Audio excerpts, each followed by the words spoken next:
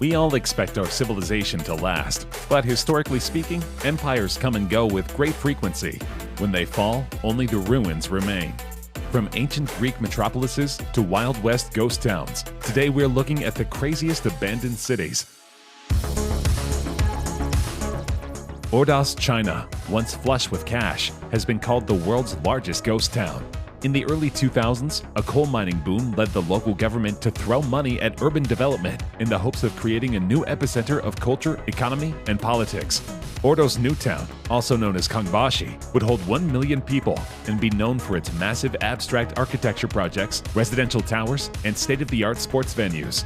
The story started about 20 years ago with the beginning of a great Mongolian coal rush. Private mining companies poured into the green Inner Mongolian steppe-lands, pockmarking the landscapes with enormous open cast holes in the ground. Local farmers sold their land to the miners and became instantly rich. Jobs burgeoned. Ceaseless coal truck convoys tore up the roads. But high property taxes and poor construction deterred people from settling in Ordos. In 2016, some 100,000 people lived and worked there, leaving the city two-thirds empty. The whole city feels like a post-apocalyptic space station straight out of a science fiction movie, says the photographer Raphael Olivier, who captured the city in a series titled Ordos, a failed utopia. Hiroshima was abandoned in 1974 and left to the elements. Storms, time, and decay have resulted in collapsed buildings that feel inhabited by the ghosts of the miners who used to live there. It's a fantastic name for an unbelievable place, a place unlike any in the world. A tiny island, once home to 5,259 people, with the highest population density in history, abruptly abandoned and left to the elements for decades. At its peak, numerous families worked and lived within the seawall that encircles the small island. The mines were closed in 1974 and the island was abandoned. It was deemed a UNESCO World Heritage Site in 2015. Bodie State Historic Park is a genuine California gold mining ghost town. Visitors can walk down the deserted streets of a town that once had a population of nearly 10,000 people. The town is named for Waterman S. Bodie, who had discovered small amounts of gold in hills north of Mono Lake. In 1875, a mine cave-in revealed pay dirt, which led to the purchase of the mine by the Standard Company in 1877. People flocked to Bodie and transformed it from a town of a few dozen to a boom town. On a daily basis, miners would emerge from the mills and head for the bars in the red light district to spend their earnings. The mixture of money, gold, and alcohol would sometimes prove fatal. From 1877 to 1882, Bodie was a bustling town with more than 10,000 residents and produced more than $35 million in gold and silver. Today, the gold mining days of California are a distinct memory, with almost 200 abandoned wooden buildings in a state of arrested decay to photograph and explore. At first glance, it looks like an idyllic settlement, with urban architecture consisting of apartment buildings made of brick or wood. But there is one thing missing: inhabitants. Pyramiden was founded in Sweden in 1910 and sold to the Soviet Union in 1927. In the 1980s, the mining community had a population of more than 1,000. It is named after the pyramid-shaped mountain of the same name nearby. Pyramiden is now mostly visited by seagulls, polar foxes, and not infrequently, polar bears. Tourists visit too, by boat in the summertime and by snowmobile in the wintertime, to experience this surreal place. The Russian state-owned mining company Trust Artikugol closed the mine in Pyramiden on April 1, 1998, after 53 years of continuous operation. The falling price of coal, the difficulty and cost of extracting coal from the mountain, and the Russian air disaster at Oprafyelet, which claimed 141 lives, all contributed to the decision. Karmara, once a bustling coal mining town, is now overtaken by trees. It lies in Abkhazia, a breakaway region on Georgia's Black Sea coast. Wars and economic change have emptied the town of the 5,000 people who lived there in the 1970s. Today, with only 35 residents left, the town belongs to the forest. In the early 1990s, the siege of Kvarchali meant that effectively Karmara was cut off from the rest of Abkhazia, as there is only the one main road in and out, which cuts straight through Kvarchali. For 413 days, the town was cut off and relied on supplies being helicoptered in by Russian and separatist forces. The siege of Kvarchali remains the biggest war trauma for a lot of Abkhazians. In the summer months, there is a steady stream of 4x4s with loud music blaring that take tourists from the coast up into the hills to see Karmara in the mines. On Shengshan Island, east of Shanghai, China, only a handful of people still live in a village that was once home to more than 2,000 fishermen. Every day, hundreds of tourists visit Hotawan, making their way on narrow footpaths past crumbling houses overtaken by vegetation. The remote village, on one of more than 400 islands in the Shengxi archipelago, was abandoned in the early 1990s as residents moved away, aiming to leave problems with education and food delivery behind them. In 2002, the village was officially depopulated and merged into a nearby village. After decades of abandonment, empty houses in the ocean-facing cliffside village, some of them still furnished, have been taken over by a blanket of lush climbing plants.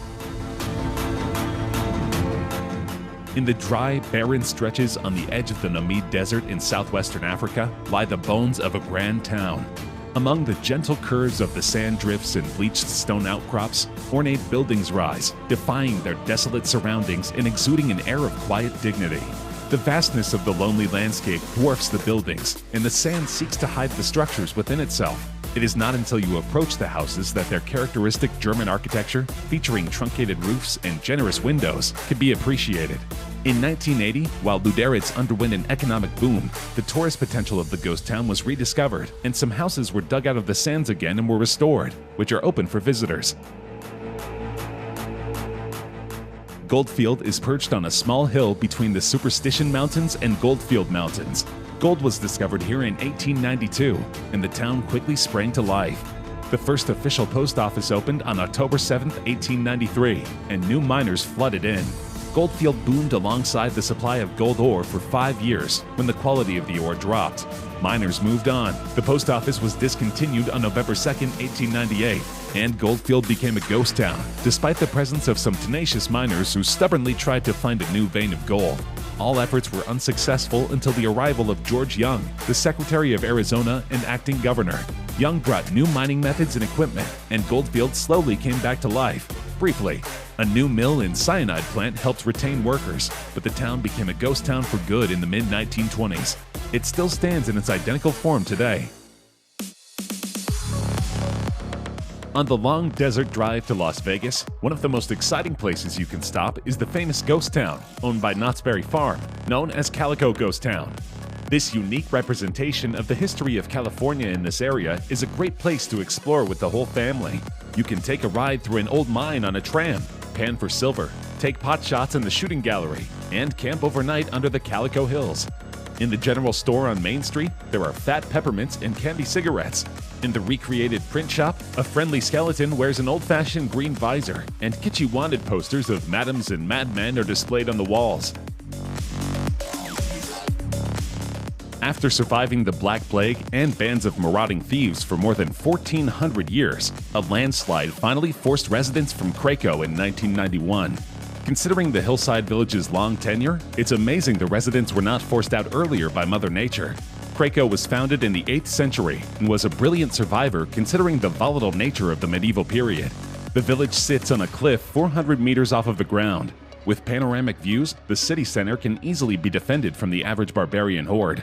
Despite its advantages, Cracow is at a serious natural disadvantage. Exposed to the elements along with earthquakes and landslides, Cracow finally caved in near the millennium.